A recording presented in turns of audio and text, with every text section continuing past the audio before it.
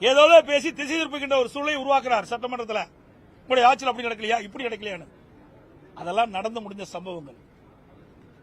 உங்களுடைய ஆட்சியில் நேற்றைய தினம் சொல்லுகிறார் முதலமைச்சர், திருநெல்வேலி சம்பவத்தை நான் கோடிட்டு காட்டி பேசுகின்ற பொழுது இனி இப்படிப்பட்ட சம்பவம் நடைபெறாது, காவல்துறை சரியான முறையில் செயல்படும், குற்றவாளி தகுந்த தண்டனை நாங்கள் பெற்றுத் தருவோம் என்று சொன்ன நேற்றைய தினமே 4 கொலை நடைபெற்றது. அப்படி என்றால் இந்த ஆட்சி எந்த அளவுக்கு மோசமாக நடைபெற்றுக் கொண்டிருப்பதை நாம் எண்ணி பார்க்க வேண்டும்.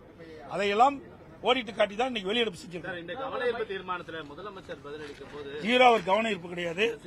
முதலமைச்சர் பதிலளிக்கும் போது கடந்த ஆண்டு ஒப்பிடுகையில எண்ணிக்கையின் அடிப்படையில் கொலை குற்றங்கள் தமிழ்நாட்டில் குறைஞ்சிருக்கு அப்படின்னு சொல்லி ஒரு விஷயத்தை சொல்றாங்க. ஏங்க இதுக்காக ஒரு அரசாங்கம், அதாவது நிதிநிலை ஒப்பிட்டு பேசினா பொருத்தம்.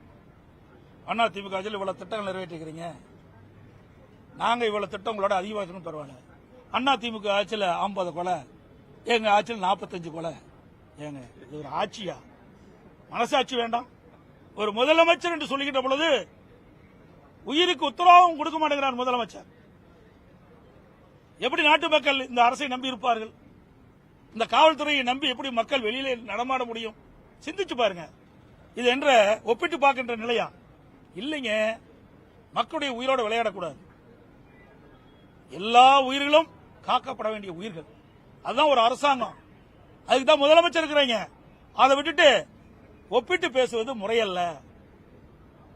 குற்றம் நிகழாமல் பார்த்துக் கொள்வதுதான் அரசுடைய கடமை.